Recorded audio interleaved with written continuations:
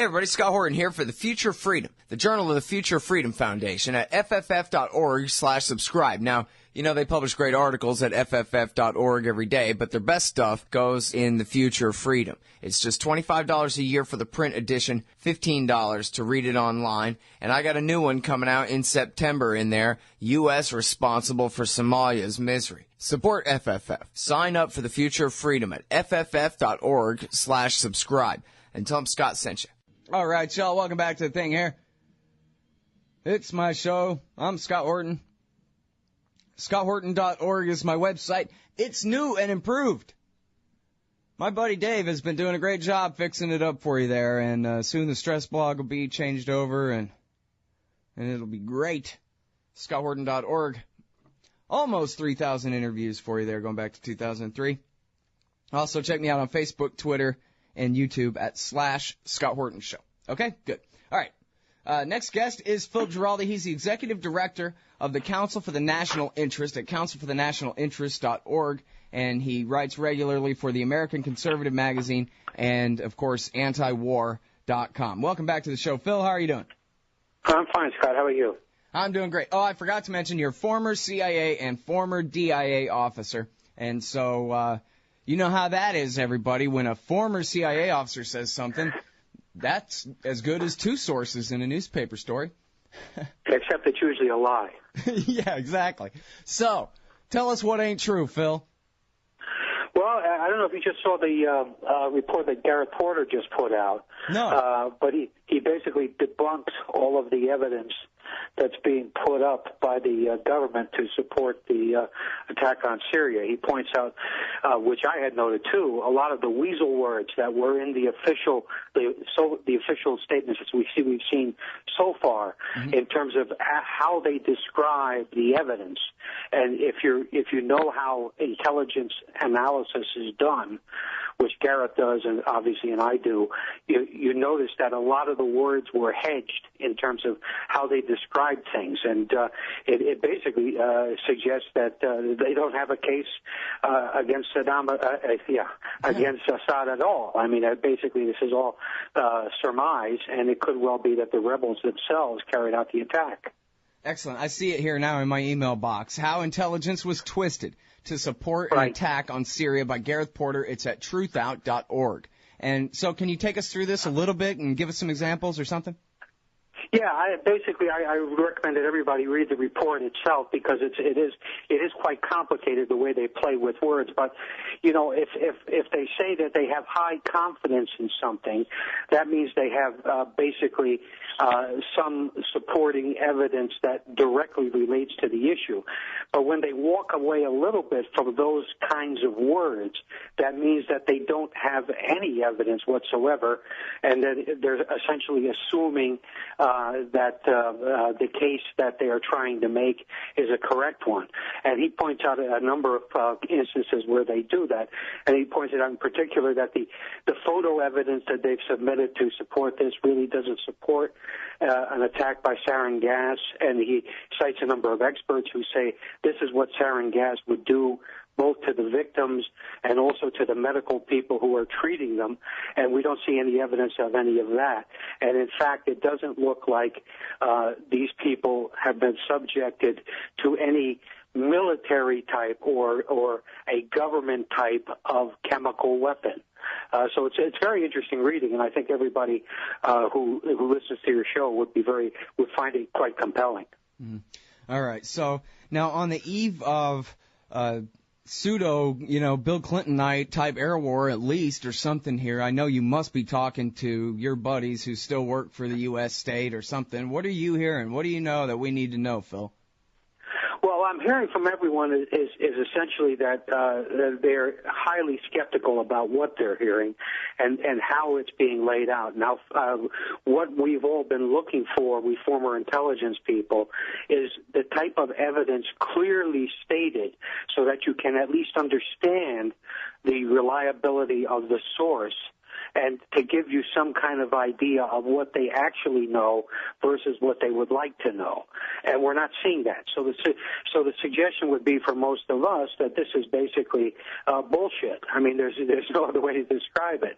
And they have bits and pieces that they put together to make a case, but the stuff actually could be used to make quite the contrary case. I mean, listening, Gareth cites some of the conversations with apparently a lower-level army officer in Syria, and the quotation can be taken one of two ways: either that the guy really wanted the UN inspectors to get there to see what had happened, or he wanted them not to get there. So, I mean, it's like that kind of thing. It depends on how you want to read it. You get the response that you want to get.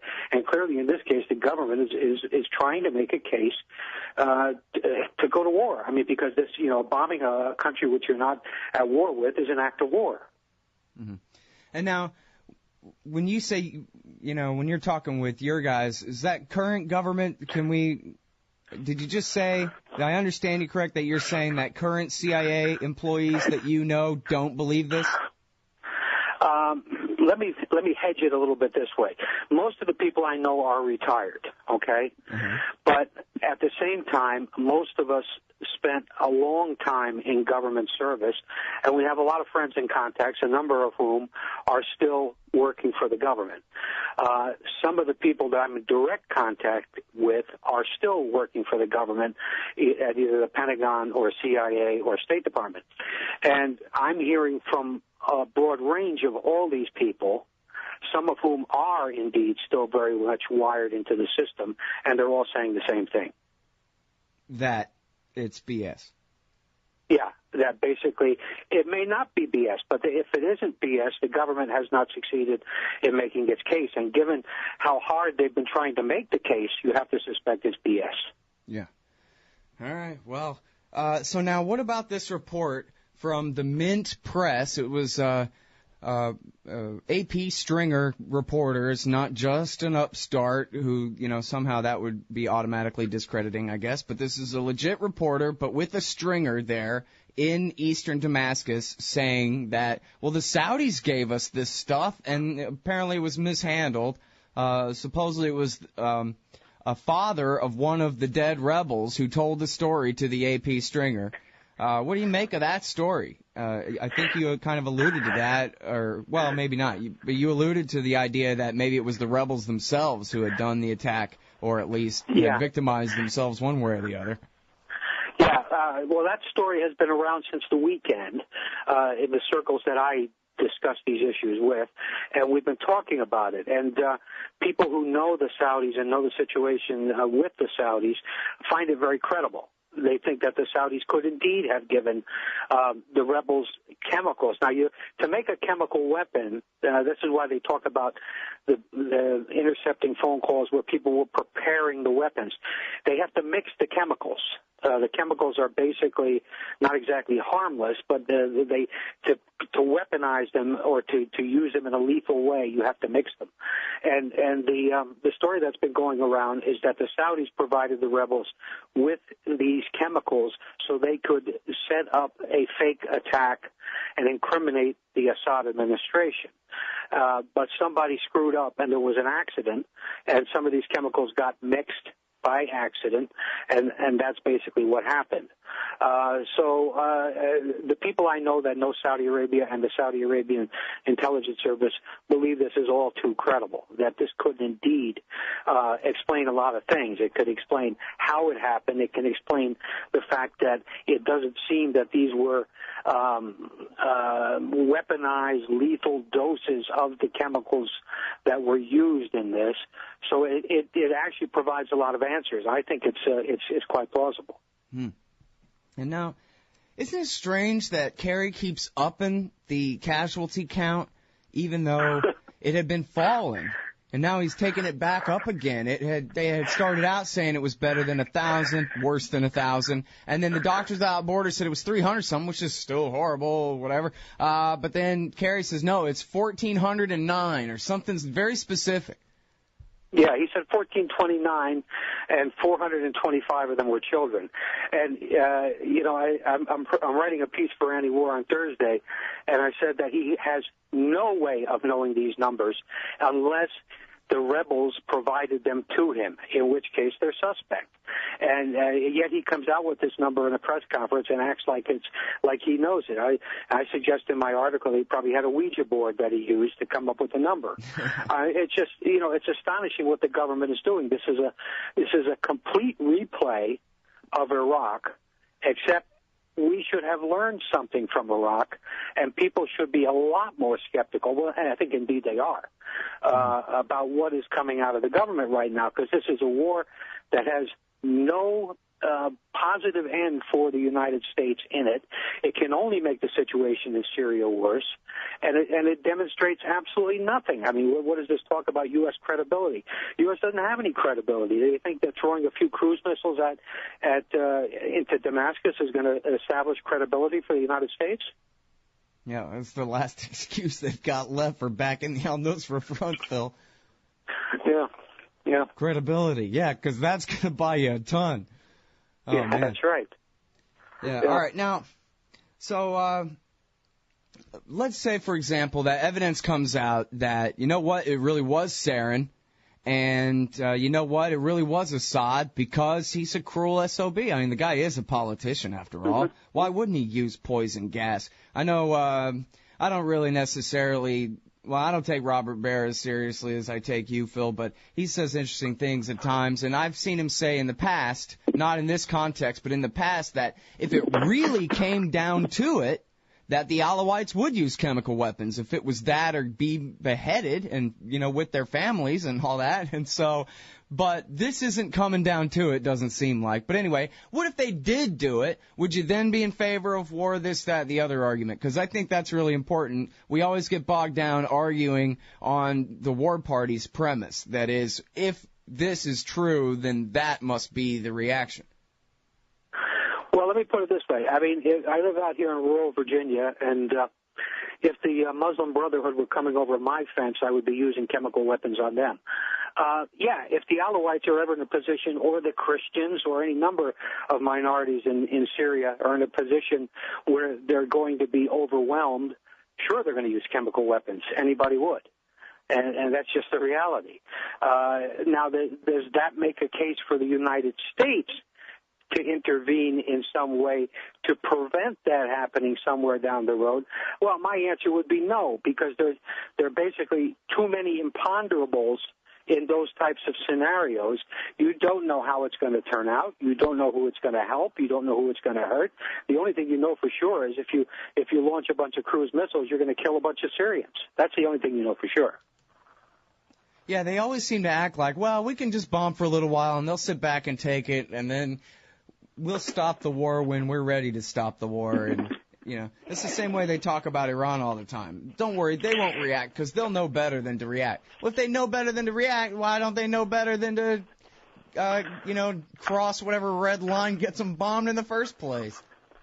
Yeah, that's absolutely right. I mean, this whole process whereby people sitting on their fat duffs in Washington think they can predict what somebody is going to do somewhere in the Middle East, a guy that they have no cultural affinity for whatsoever to understand what his thought processes might be like, is so absurd. I mean, it's the fundamental source of a lot of our problems in the Middle East. I was just reading over the weekend the Mazzetti book about the CIA, and he describes in some detail how we screwed up Somalia.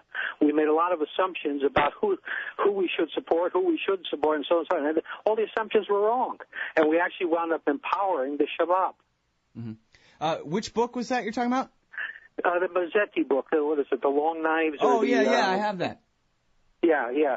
I recommend it very strongly. I know a lot of the people that are described in the book, and he's pretty much spot on in everything he says. Yeah. Scahill does a real good job on Somalia in Dirty Wars as well, as long as you're bringing that up. And, of course, you're quoted multiple times in that book. Yeah, that's right. Scahill does quote me, yeah. Yep.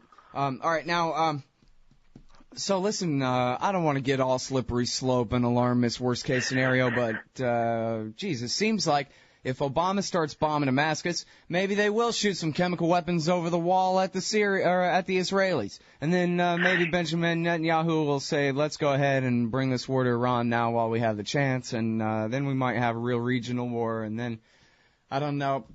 A lot of people immediately, I think, assume that Russia and China would jump in on the side of Iran or something. I don't see World War III coming out of this necessarily. What does Russia really care if they lose Iran for a little while? America's on their way down and out anyway, and everybody knows that. So, but maybe I'm assuming too much about what they assume.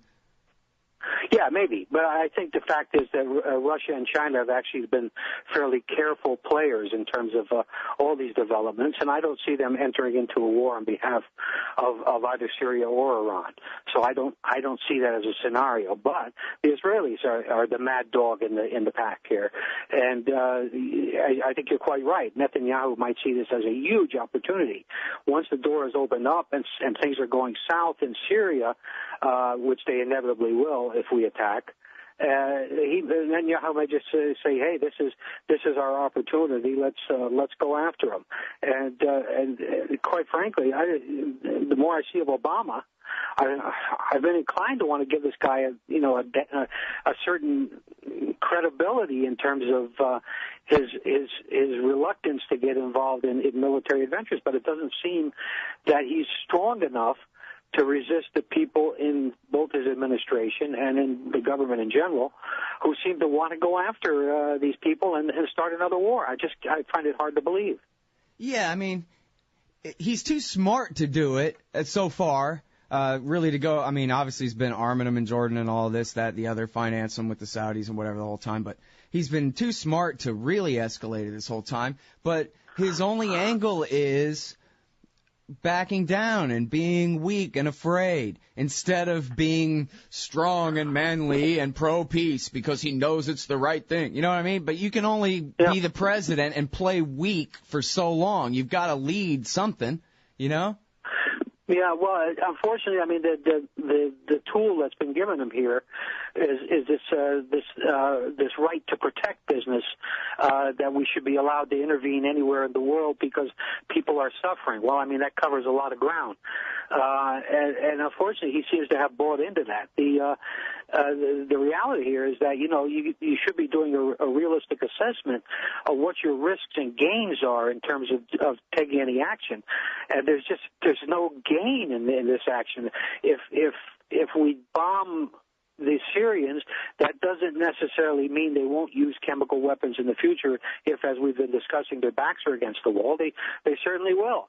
So what does it do beyond killing a few hundred Syrians or maybe a few thousand Syrians? I don't know how many Syrians he's anticipating killing, or maybe he doesn't even know or doesn't even care. Which makes it even more scary. It's just astonishing. It's like people. I don't know. Did you ever used to play that game Risk by Parker Brothers, where the ultimate objective was to conquer the world? And I know the one. I have a lot of friends who played it anyway. Yeah, I played it in college. I was addicted to it, and I never could conquer the world though. But the fact is that maybe that's what they do in National Security Council meetings. They sit there with an updated version of Risk, and they just kind of play it out, and everybody kind of giggles, and they let the president win. Yeah, exactly, like Spies Like Us. Yeah, that's right. That's funny. The old Chevy Chase vehicle. That's how they end up. Right. The negotiations with the Soviets playing Risk. Yeah, exactly. Oh, man. Well, and then here's the thing, too. Everybody wants to just live in the moment, and that goes from the people on the war planning side, but also on the political side. It's in the New York Times, this mixed metaphor, AIPAC, the 800-pound gorilla in the room. Point being, they're the power on Capitol Hill, the American Israeli Public Affairs Committee. They're the ones who want the war. 91% of the American people are against it. The other 8% couldn't be reached for comment. And then there's AIPAC. But they're just playing this like, yeah, we better push hard. Now's our chance to get a war in Syria. But what about the political blowback from them? Just think of what good this is going to do for the Council for the National Interest. They don't want that, Yeah. They're just not thinking ahead. And same thing for when the fall of Damascus comes. Patrick Coburn and Eric Margulies have been saying for a year and a half or something that this is like the Lebanese civil war that lasted 15 years. Can you imagine? Once Damascus falls, that's just going to be the start of the war. Yeah, it's true. And the thing is, what's funny about a lot of this is that, AIPAC is going crazy right now. They have people all over Capitol Hill talking to every congressman on this issue. And that's, for that reason alone, I believe that the Congress is going to support this. And I think they will do it. And yet, you talked about the piece in the New York Times. If you go to the current website of the New York Times, you'll see they cut that paragraph out. Yeah, I saw it. Yeah, which is kind of interesting. And then you have the mealy-mouthed conservatives and libertarians who are discussing this issue. They don't want to mention AIPAC. And there's a feature piece at the American Conservative website today by Jim Antle, where he goes through the whole thing, why Congress should vote no and so on. He never even mentions AIPAC. AIPAC is going to be the major player in how this is resolved. And people have to be aware of that. And so I'm just astonished. It's like they're thinking this is a conventional Democrat versus Republican, new Republicans who are against intervention versus old Republicans who, this is bullshit. Basically, what's going to happen is these congressmen are going to be pressured like crazy by AIPAC and by others in the military-industrial complex who want to go ahead with this thing, and they're going to cave. Yeah, I think they probably are. But now, I thought you told me that you thought that Netanyahu had decided better than to go ahead and push regime change here. The stalemate was good enough and to not escalate this thing, and yet his representatives here in the U.S. Don't seem to agree with that, or what's going on there? Yeah, it's a tough call for. I hate to say it, it's a tough call for Netanyahu. Because al-Assad is a devil he knows. And basically a guy who has kept the peace on their border, and he knows that. But on the other hand, it'd be nice to get rid of him and make Syria into a squabbling group of many states, pretty much like what's happening in Iraq. And Israel would see a net gain in that. But of course, the ringer here is the fact that a lot of these people that would be involved in these many states do not like Israel at all, and are a whole lot more radical than the government that's currently in Damascus. So there's there is an up and down side, but it seems the Israelis have come down very strongly in support of the attack. I think that's probably a bad judgment. Yeah, well, and I think it's going to be really bad politics here in the United States. I mean, same thing especially if it escalates to Iran and all of that, but and this has been the case with the threat of an Iran war for a long time. That in the case of Iraq, the thing was really being led by Bush and Cheney, and everybody else, and especially the Israelis, were getting on board with that. But to have them be the only center of power in America pushing for this, while, other than Raytheon and maybe whatever bank is going to be servicing the checks to Raytheon or whatever it is. There's hardly anybody in on this except them. And it seems like for their own American domestic politics' sake that they could really blow it here. If anything could cost them the power and influence they've gained in Washington, D.C., it could be this.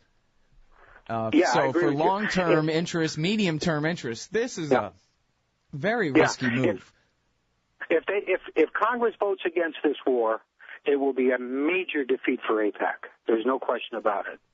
And they're seeing it that way. As I say, I've already had word from some of my friends over on Capitol Hill that the House and Senate office buildings are flooded today with AIPAC supporters, and they're lobbying their congressmen. It's happening already, first day.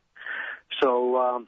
The congressmen aren't even back yet, most of them. But what they're at their offices and they're talking to the staffers and everything like that. Yeah. So that's what's happening, and they're putting on a major push. So if all of this means anything to anybody, they should do what I've been recommending to everybody I know and all my family members. Everybody. Send emails into your congressman tell them that this war is a bad idea. Chances are they're going to ignore a lot of the advice they get, but if they get enough of these messages, they're at least going to pay attention.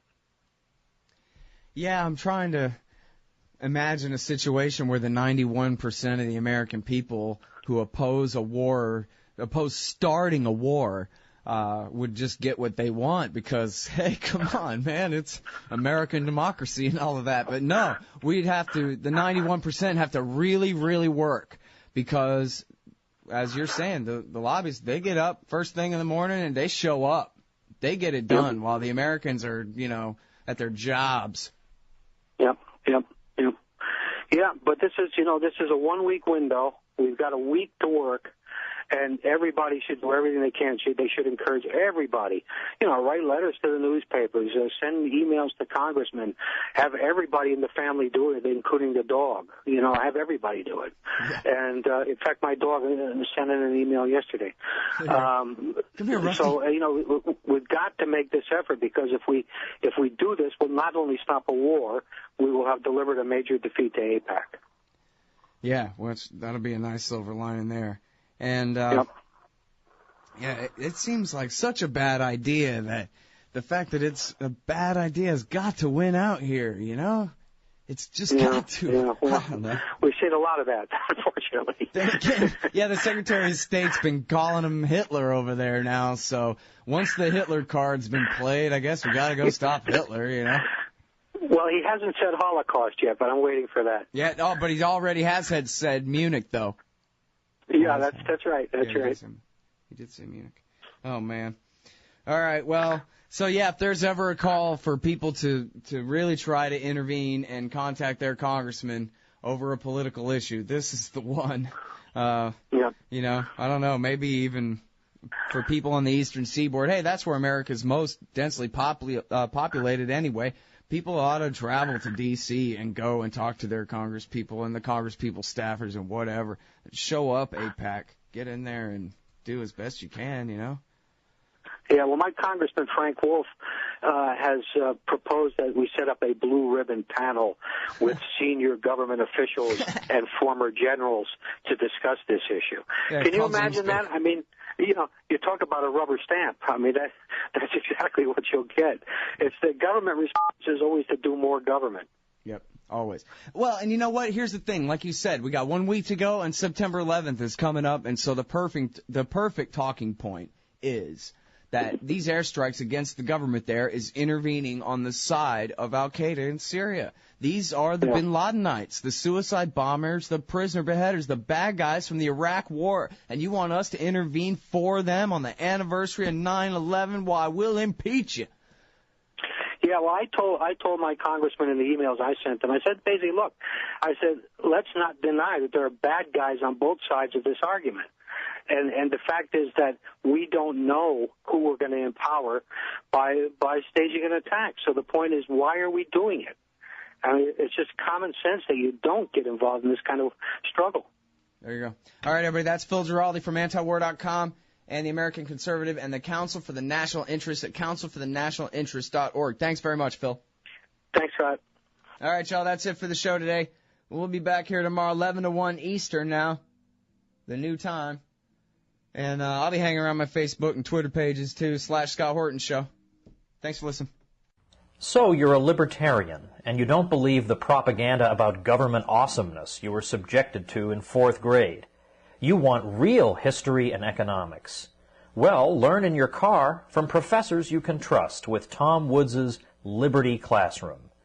And if you join through the Liberty Classroom link at scotthorton.org, we'll make a donation to support The Scott Horton Show. Liberty Classroom, the history and economics they didn't teach you. Hey, all, Scott here, inviting you to check out Modern Times Magazine at moderntimesmagazine.com. It's a great little independent publication out of Phoenix, Arizona, featuring unique views on economics, politics, foreign policy, sports, and music, with great art scene coverage and fiction writing as well. That's Modern Times Magazine at moderntimesmagazine.com.